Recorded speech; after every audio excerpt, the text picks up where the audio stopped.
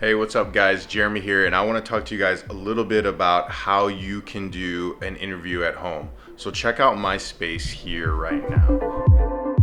Okay, so I look around in my space and I see, okay, I got the kitchen.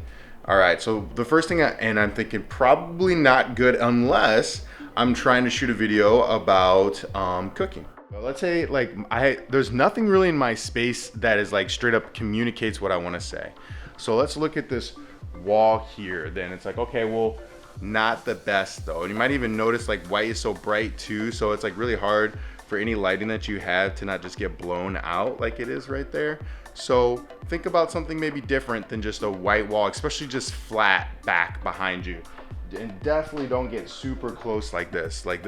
This makes everybody uncomfortable. So we're gonna step away from the wall, and if that's the best thing I had, then okay, at least we're stepped away. Maybe I can do a little bit of an angle. If you have a tripod, then let's put your camera on a tripod. If you don't have a tripod, let's set it down.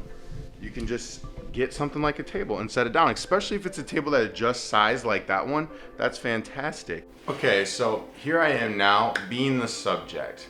So I've done a couple things here. Let's go over it. One, I have made sure to give myself proper lighting so you can see me.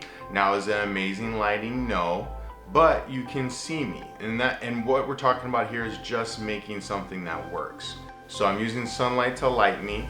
Secondly, remember I made the camera eye level. So that means that like as the subject isn't down all the way here and the subject isn't all the way up here either, but the subject is right here. I'm sitting in the chair comfortably, so it's reason to think that this is where I'm gonna be throughout the interview. But I keep saying interview, but I'm also just talking about whatever you're recording the main subject. So again, you might just be recording yourself. So let's say if you're just recording yourself and you're addressing the camera the whole time.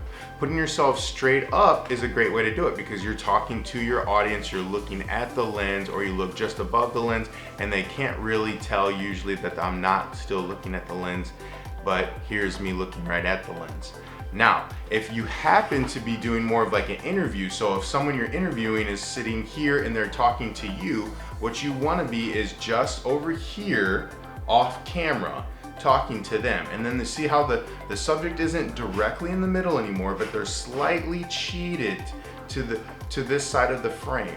Not all the way over here, and definitely not all the way over here, but you want them just cheated a little bit. So their body position is literally just a little bit cheated over to the edge of the frame, and they're looking this way. So you don't have a straight up frontal shot anymore. You don't want a profile shot unless it's a B cam, but you want your A cam, your main camera, getting their face, but you can get a slight angle, like a three-quarter frontal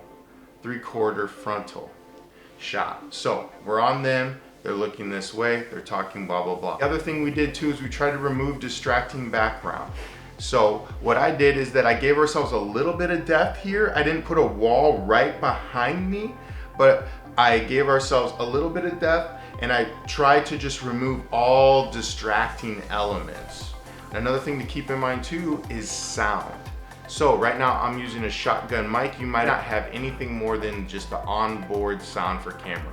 So one thing to just keep in mind for sound in that case is that the closer you are, most likely the better audio pickup it'll be. So now cutting off my head a little bit is okay here, but you can also potentially tilt up a little bit, and that way my head's not getting cut off and I'm still talking. But something to keep in mind too is the length of your head from the frame. You don't want the head to be all the way here. That's too much space between the top of the frame and the top of the person's head. But you also don't want to cut the person's head off not unnecessarily. Typically you want to have a little bit of head space. And then also in post, if I decide, hey, I want to make the shot more like this for some reason or whatever, I can kind of squeeze that in. But if you shot it like that, I can't give them more head space, if that makes sense. So that's reframing in post that's available to me. But I don't ever need this. So don't give me that. What you want is this. Don't give yourself that, I should say, because most likely you're gonna be editing your own footage, but you might be turning it into somebody. And you don't have to have a professional camera.